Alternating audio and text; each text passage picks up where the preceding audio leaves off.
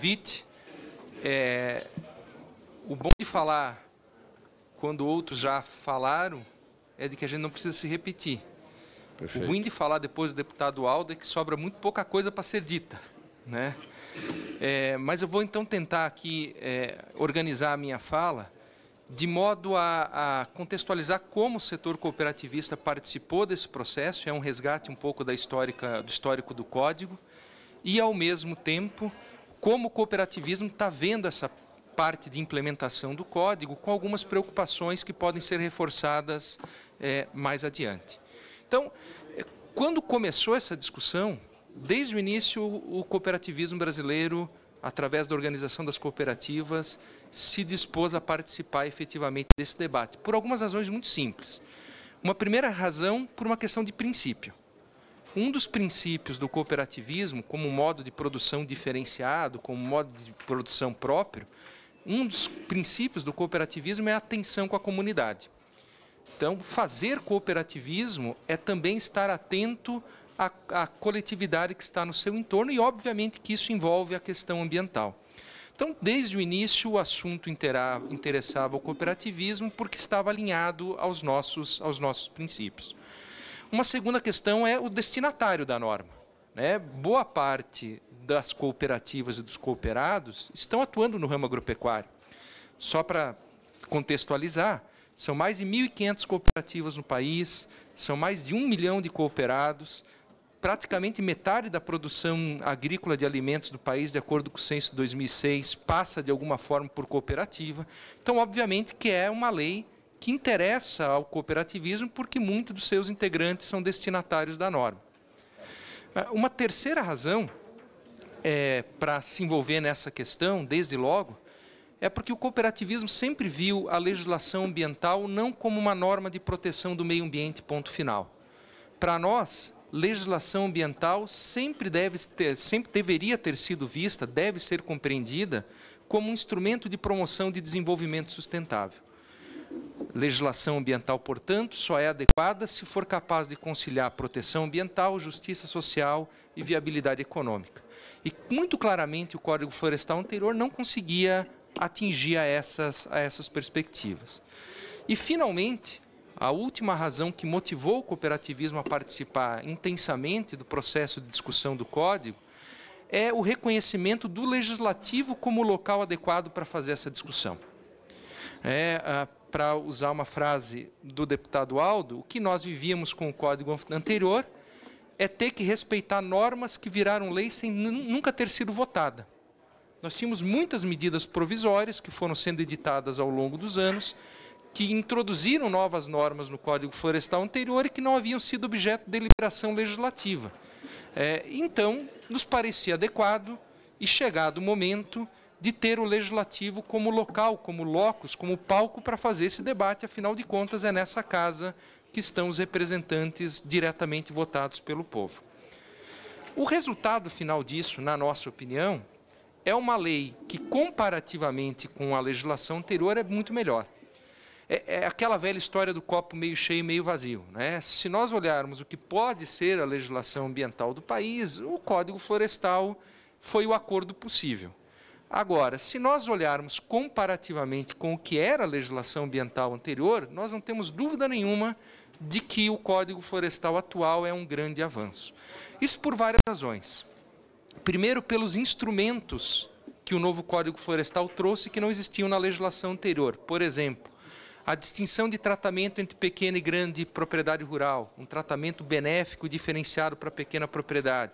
Isso é fundamental para a dimensão social do desenvolvimento sustentável e era algo absolutamente ignorado na legislação anterior. Por exemplo, a distinção entre área rural consolidada e área rural não consolidada. Isso era absolutamente ignorado na legislação anterior e é fundamental para a vertente econômica do desenvolvimento sustentável. Por exemplo, o programa de regularização ambiental tendo como local de regulamentação o Estado. Isso era absolutamente fundamental, um novo pacto federativo entre União e Estados que a gente conseguiu avançar em alguma medida no novo Código Florestal, já que no anterior tudo era centralizado em Brasília, mais do que em Brasília, tudo era centralizado no Executivo, inclusive a produção de norma. via medida provisória ou via Conselho Nacional do Meio Ambiente.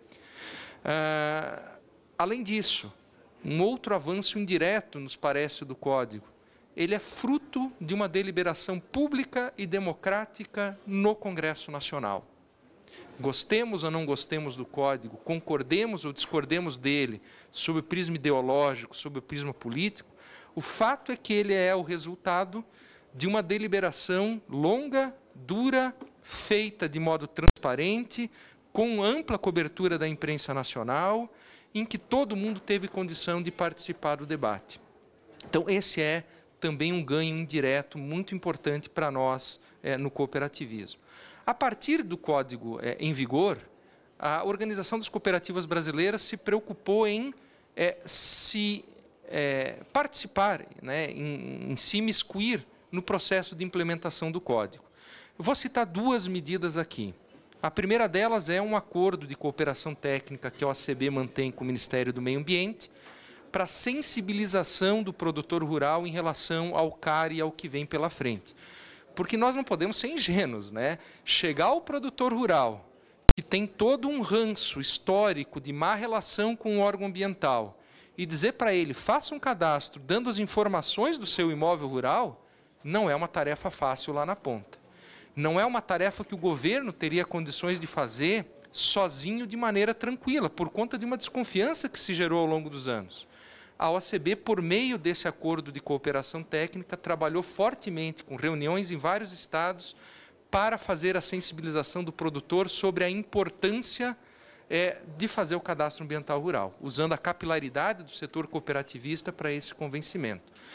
E a gente se orgulha de ter participado, em alguma medida pelo menos, dos resultados do CAR. Eu acredito que não tem outra experiência nesse país que em tão pouco tempo tanta gente se cadastrou e passou a estar num sistema público de monitoramento ambiental. Para que a gente tenha uma ideia, outras leis ali que têm um universo muito menor são seguidamente, com prazos seguidamente prorrogados no Congresso porque não conseguem fazer um simples cadastramento. O CAR é um exemplo do qual a gente deve se orgulhar. Seja porque é o resultado de uma cooperação entre o setor produtivo e o Ministério do Meio Ambiente, coisa que não tinha clima antes do Código, para sentar na mesa e construir esse tipo de atuação conjunta, seja porque é a resposta do produtor rural de que ele, sim, está disposto a dar a sua contribuição para a proteção do meio ambiente, tanto que está disposto a abrir as informações da sua propriedade rural. Além disso, um segundo ponto de atuação do cooperativismo no pós-código é o ingresso na discussão das ações diretas de inconstitucionalidade. A OACB foi a primeira entidade do setor produtivo que requereu e teve aceito o seu ingresso na condição de amicus curiae nas ADINs do Código Florestal. E desde então estamos monitorando e tentando trabalhar para que o judiciário compreenda, consiga ver aquilo que o legislativo viu, que era necessário um pacto, um acordo nacional em torno da proteção do meio ambiente com viabilidade econômica e justiça social. Esse é onde nós estamos. Para finalizar a minha fala, para onde nós estamos indo? Quais são os desafios que nós identificamos? Dentro do cooperativismo, um primeiro foco de preocupação é a regulamentação dos instrumentos do Código Florestal. Isso já foi falado por outros colegas aqui. É necessário que tanto o Executivo, em todas as esferas, federal, estadual, municipal menos, mas pelo menos federal e estadual, mas que principalmente os legislativos estaduais façam a sua parte.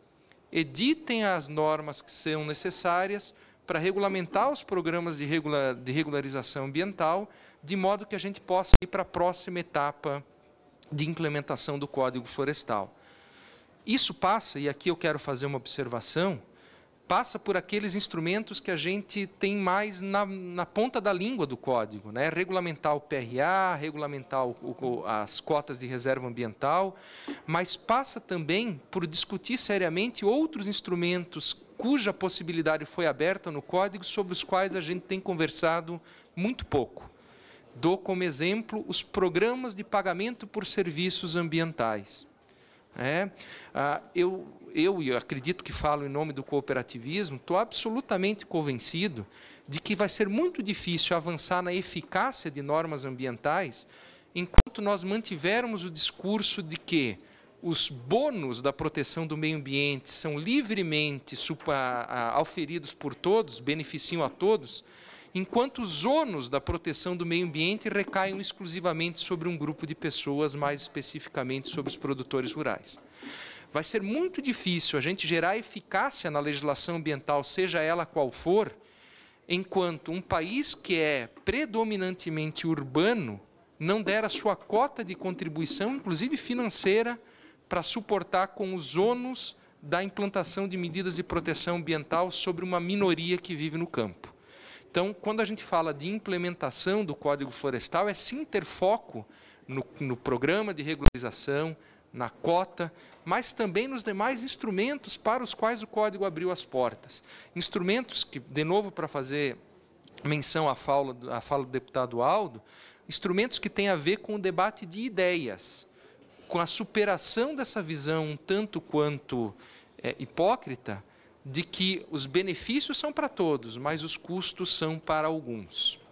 E isto é algo com o qual o cooperativismo tem se preocupado no âmbito de regulamentação do Código, no que diz respeito ao Executivo e no que diz respeito aos legislativos estaduais e assim por diante. O segundo foco de preocupação, e é com esse que eu quero concluir, mas é com esse também que eu quero dar mais ênfase, é com o judiciário. Não adianta ter leis boas se essas leis não forem compreendidas de maneira adequada por aqueles que aplicam a lei. Desde que o Código Florestal foi implantado, a Organização das Cooperativas Brasileiras vem monitorando de todos os tribunais, de todos os estados, decisões que digam respeito ao Código Florestal. Porque a gente sabe da importância da ação direta de inconstitucionalidade, mas sabe também que quanto mais tempo demorar para o Supremo decidir, o mundo não para, e mais precedentes vão ser formados nos tribunais estaduais. E quanto mais esses precedentes dos tribunais estaduais derem uma interpretação restritiva para o Código, mais difícil o Supremo se posicionar de maneira adequada nas ações diretas de inconstitucionalidade. Então, a gente tem monitorado quantitativamente essas decisões para daí extrair resultados qualitativos. Só para dar um exemplo prático, no ano de 2016, pegando os dois maiores tribunais do país, São Paulo e Minas Gerais, nós tivemos, cadastramos, analisamos 375 julgados. Só do ano de 2016, exclusivamente do Tribunal de Justiça de São Paulo e do Tribunal de Justiça de Minas Gerais. Se nós ampliarmos isso para todo o período, a gente está chegando a quase 2.000 julgados. A quase 2.000 julgados que tratam do Código Florestal. E é muito curioso o que esses dados geram de informação. A primeira informação é a seguinte: quantitativamente, as decisões tendem a ser pela aplicação do Código Florestal. Então, se você olha só número, a maioria das decisões dos tribunais que nós monitoramos reconhecem a aplicação do novo Código Florestal. Agora, quando a gente vai abrir esses números, percebe que a grande maioria desses julgados se diz respeito a poucos temas. Basicamente, dispensa de reserva legal na matrícula. E quando você começa a ir ao conteúdo desses julgados, é muito clara a tendência de que quanto mais tempo passa da aprovação do Código, mais restritivo o Judiciário se transforma em relação à aplicação do novo Código Florestal. Eu vou dar dois exemplos dentro três exemplos dentro dessas análises que nós fizemos de São Paulo e Minas Gerais no ano passado. Para nós, no cooperativismo, um dos dispositivos mais importantes é o 67 do Código. O 67 do Código é o dispositivo que dispensa o pequeno produtor rural, que não tem 20% de reserva legal, mas tem área consolidada, a chegar aos 20%. É importante para nós porque protege a pequena propriedade. Em termos territoriais, não é uma extensão grande no país, mas em quantidade de pessoas resolve dar tratamento adequado a um grande contingente de pessoas. Pois bem, eu vejo aqui o deputado Paulo Pial, quem tive a honra de conviver durante as discussões do Código, independentemente do Supremo dizer que é inconstitucional ou inconstitucional, Minas Gerais já não aplica mais o artigo 67.